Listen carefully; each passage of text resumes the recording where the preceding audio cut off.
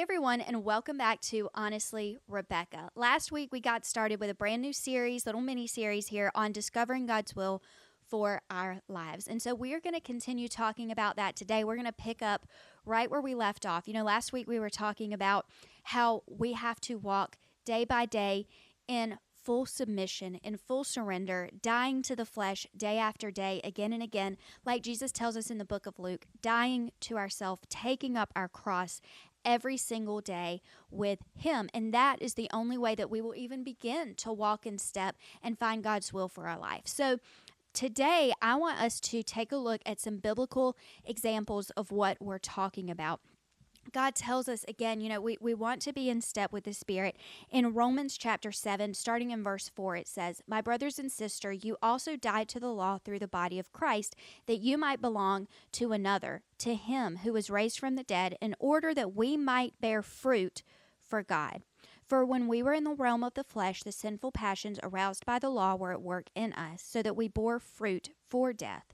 But now, by dying to what once bound us, we have been released from the law, so that we serve in the new way of the Spirit, and not in the old way of the written code." So essentially here what he's talking about, he is talking about grace versus the law, and how salvation through Jesus opens up this new way for us to begin to bear the fruit of the Spirit as a result of giving our lives to Him. That is our birthright now as children of God. We have been adopted into that sonship. But again, what we see, this bearing fruit for God, serving in the new way of the Spirit. This is something that we have seen throughout the Bible. Not everyone in the Bible was just totally succumbed to the flesh. There are, of course, so many examples of people who were walking in step with God and who were led and guided by His will and His way, and they walked in obedience to Him. So we're going to look at a few of these examples because I think it's important for us to wrap our brain around the fact that these were human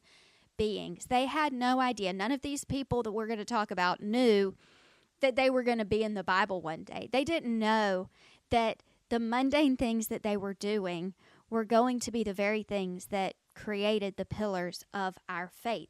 All the way in Genesis, Abraham didn't know where God was leading him. We talked a little bit about Abraham last week and how he didn't even get to see what this great nation was that God was creating. He saw a glimpse of it. He saw the birth of his son. And of course, we also know Abraham tried to take matters into his own hands. He tried to make the will of God happen on his own. That's the danger.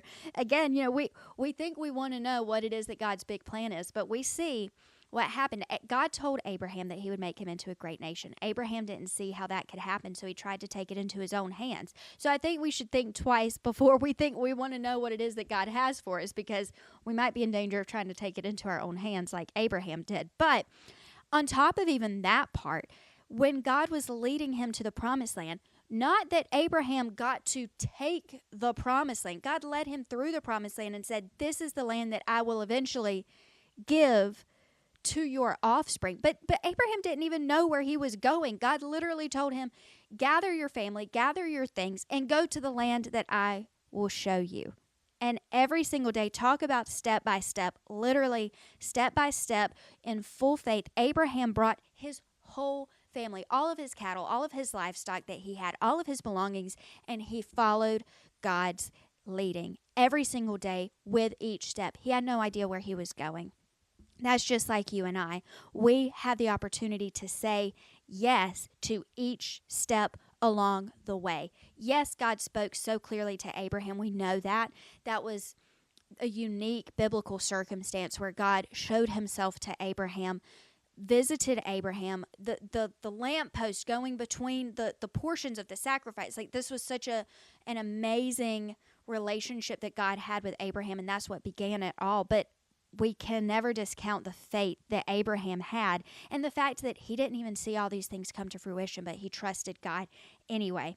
Another one that I love is Ruth. Ruth is a lot of women's favorite female character in the Bible, but Ruth didn't know that her story would become a beautiful love story, a beautiful picture of God's redemption of us. She didn't know that she, as a Gentile woman, would be in the line of the Messiah. She had no idea these things. She was just a woman whose husband had died. and she said yes to following her mother-in-law. She had no idea what that would look like. She was destitute. They didn't have much. They had really no hope for the future. She was showing up and saying yes, again, step by step, as she walked through Boaz's field, and she was offered safety. She was offered security. And that was in God's leading. She didn't even know. God is the one that led her to the field of Boaz. She didn't go there with any sort of expectation. She showed up, and she was just trying to glean enough of the excess wheat to have food for that day for her and her mother-in-law. She didn't know what would become of all of these things. Again, she was showing up day after day, and when Naomi told her what to do to go to that threshing floor, she said yes. She didn't know. She didn't know what was going to happen that night when she went and lay at the feet of Boaz to ask him to redeem her, to be her kinsman redeemer. She didn't know what that would look like. She didn't know what would happen, but she said yes anyway. We get to see the end of the story. We know the end of her story, but she didn't know. She walked it out. She was a young woman, and she just was saying yes every step of the way. Another one of my favorites, Joseph. His story is so powerful to me. Joseph in the Old Testament, Joseph in the coat of many colors, as a lot of people think of it, but his brothers threw him in a pit because they were mad at him because God had given him a dream. And unlike a lot of people, I'm taking a little tangent here, Joseph was telling them what God had shown him. He didn't know that they were going to take it so negatively. This was a word that he had gotten from God when he had his dreams. He told them what God had shown him. You know, some people say he was kind of throwing it in their faces. I don't really see biblical evidence of that. I think he was just speaking the truth that God had shown him through a dream. But his brothers threw him in a pit, and he was sold into slavery in Egypt. He had no idea what things would look like in Egypt, but he was obedient. He said yes, and he worked with excellence where God had placed him each step of the way. This was not at all the life that Joseph had imagined for himself. If he was asking God, what's your call for my life, it wouldn't even make sense for him to begin to understand what all God had planned for him. But Joseph said yes to God again and again and again. And even when he was thrown unjustly in prison, he was still obedient to God. He interpreted the dreams of a couple of people, and he asked them, remember me when you're back in the king's courts. And they forgot about him, but then later they remembered him, and he was called before Pharaoh to interpret Pharaoh's dream. For all Joseph knew, Pharaoh could have thrown him back into prison based on what he said of his dream, but instead he was elevated to leadership in Egypt. He didn't know that that's what was going to happen. And can you imagine the faith and the boldness to interpret the dream of the leader of Egypt, even though it was tried and true, even though David had seen and he trusted God and he knew God, to stand before the highest man in the land who has your life and death in your hands? He obeyed God. He told Pharaoh what it meant, even though it meant a little bit of good news, a little bit of bad news. He told Pharaoh exactly what the dream meant, and God elevated him accordingly because of his obedience. We also see Shadrack, Meshach, and Abednego. They didn't keep standing. They didn't refuse to bow down to the statue of Nebuchadnezzar because they knew that God was going to do this great display of his faithfulness, of his glory, by not having them burn up in that furnace. They just knew that they would not bow down to a false idol. And so they stood there in defiance. They stood there in obedience. But they didn't know. They didn't know the end from the beginning of that story. They made one decision to not bow down. They made one decision to worship their God only, to uphold the first commandment, to serve their God, to worship him only, to not take any idols before him. They stood, and they didn't know what would happen. And they even say that Shadrach, Meshach, and Abednego said, our God will save us, but even if he doesn't, we still know he is God. What a powerful statement there. And again, a statement of them not knowing what this was going to hold. Just to think about us in our modern convenient and comfort culture, refusing to bow down to the idols of the culture and instead saying, I will worship my God and serve him only, even if it means I'm thrown into a fire. I would like to have that kind of faith.